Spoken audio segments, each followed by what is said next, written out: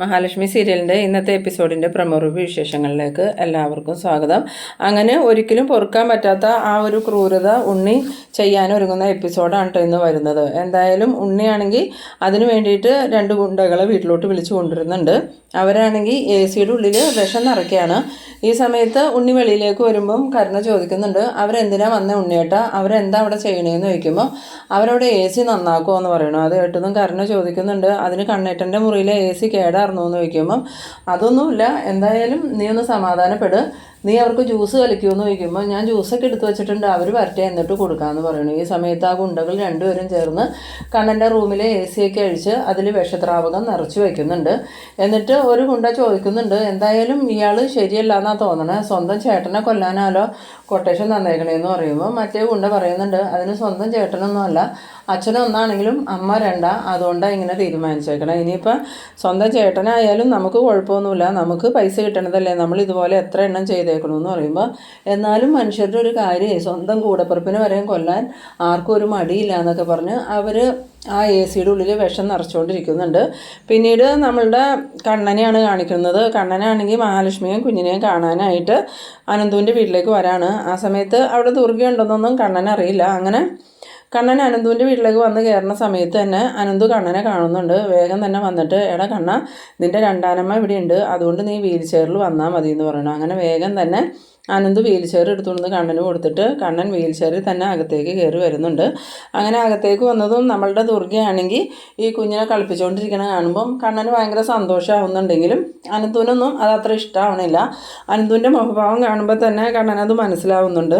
ദുർഗയാണെങ്കിൽ കുഞ്ഞിനെ ഓമനിച്ചിട്ട് തിരിഞ്ഞു നോക്കുമ്പോൾ കണ്ണനെ കാണുന്നുണ്ട്. കണ്ണനെ കണ്ടതും, മോനെ കണ്ണ, നീ എപ്പോഴാണ് വന്നതെന്ന് ചോദിക്കുമ്പോൾ ഞാനിപ്പോൾ വന്നോളൂ അമ്മേ, അമ്മ എന്താ ഇങ്ങോട്ട് വന്നതെന്ന് ചോദിക്കുമ്പോൾ എനിക്ക് കുഞ്ഞിനെയും മഹാലക്ഷ്മിനെയും ഒന്ന് കാണണമെന്ന് തോന്നി, അത് മാത്രമല്ലടാ, ഞാനിന്ന് അമ്പലത്തിൽ പോയി മഞ്ജുവിനും മഹാലക്ഷ്മിക്കും കുഞ്ഞിനും വേണ്ടി കുറേ വഴിപാടുകൾ നടത്തി, എന്തായാലും എൻ്റെ മക്കൾ സന്തോഷമായിട്ടിരിക്കണം. അന്നേരം കണ്ണൻ ചോദിക്കുന്നുണ്ട്, അമ്മ ശരിക്കും മാറിയതാണോ അതോ പഴയതുപോലെ തന്നെ അമ്മ ഞങ്ങളുടെയൊക്കെ മുന്നിൽ അഭിനയിക്കണയാണോ എന്ന് ചോദിക്കുമ്പം ഇല്ല മോനെ, ഞാനിനി അഭിനയിക്കില്ല, ഞാൻ നിൻ്റെ ആ പഴയ അമ്മ തന്നെയാണ്. വിശ്വേട്ടൻ എന്നെ വിവാഹം കഴിച്ചു കൊണ്ടുവരുന്ന സമയത്ത് ഞാൻ നിന്നെ എങ്ങനെയാണോ സ്നേഹിച്ചത് അതുപോലെ തന്നെയാണ് ഞാനിപ്പോൾ സ്നേഹിക്കുന്നത്. അതിൻ്റെ ഇടയ്ക്ക് കുറച്ച് സംഭവങ്ങളൊക്കെ ഉണ്ടായി, അതിന് കാരണക്കാർ എൻ്റെ ആങ്ങളെ നാത്തൂന, അവർ 2 പേരും ചേർന്ന് എൻ്റെ മനസ്സിലേക്ക് ഒരുപാട് വിഷം കുത്തി നിറച്ചു മോനെ, അങ്ങനെ എൻ്റെ സ്വഭാവം മാറിപ്പോയേന്ന്. ആ സമയത്ത് കണ്ണൻ പറയുന്നുണ്ട്, അമ്മ മാറിയെങ്കിലും ഉണ്ണിക്ക് ഇതുവരെയും ഒരു മാറ്റവും ഇല്ല കേട്ടോ അമ്മേ, ഉണ്ണി എന്തൊക്കെയോ പ്രതീക്ഷിച്ചിട്ടാണ് പ്രതാപൻ്റെ മകളെ ഇപ്പോൾ വീട്ടിലോട്ട് കൊണ്ടുവന്നേക്കണേ.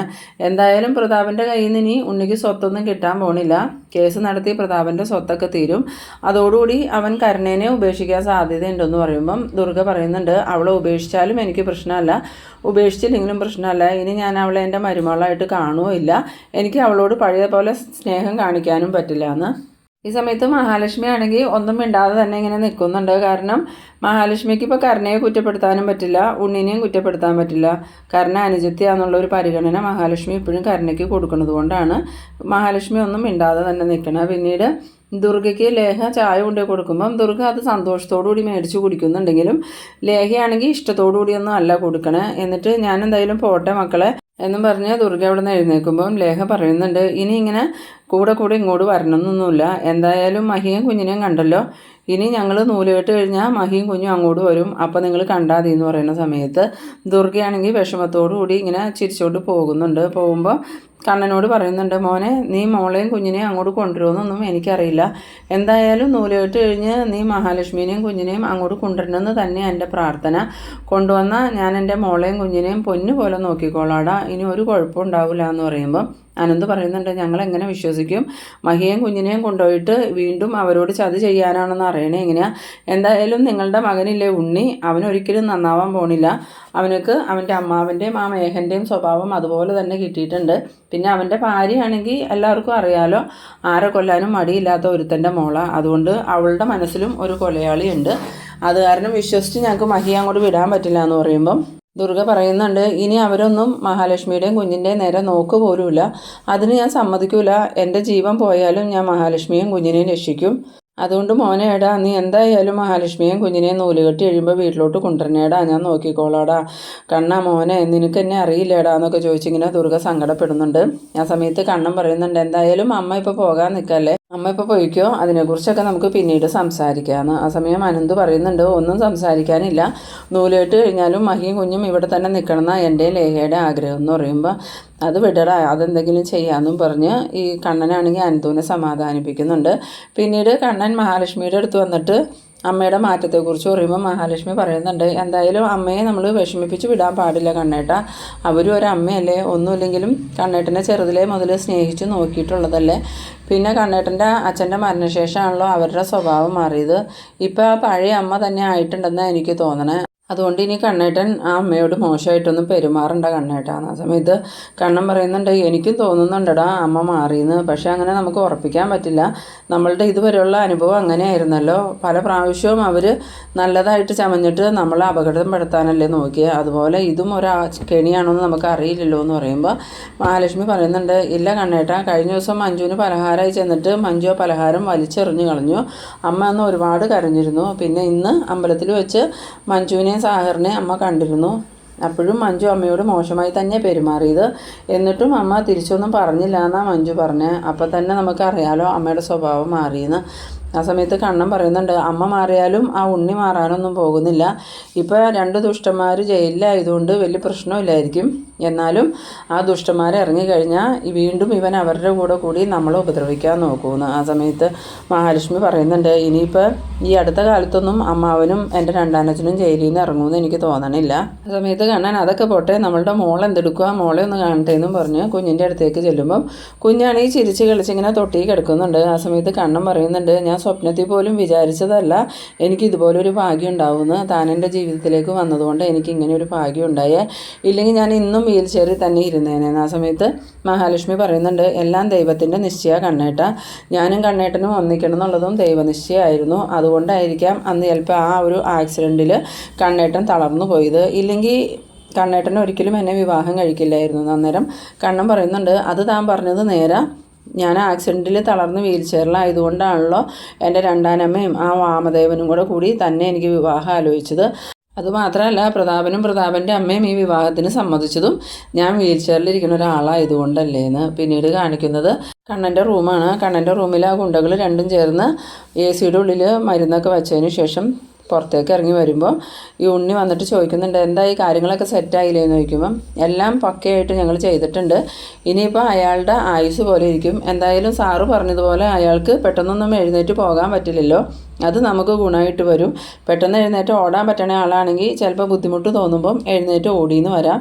ഇയാൾ എന്തായാലും ബുദ്ധിമുട്ട് തോന്നി വീൽ ചെയറൊക്കെ എടുത്ത് പുറത്തേക്ക് ഇറങ്ങുമ്പോഴത്തേക്കും അയാൾക്ക് വിഷം ഏറ്റിട്ടുണ്ടാവും. പിന്നെ അധിക സമയമൊന്നും അയാൾ ജീവിച്ചിരിക്കില്ല.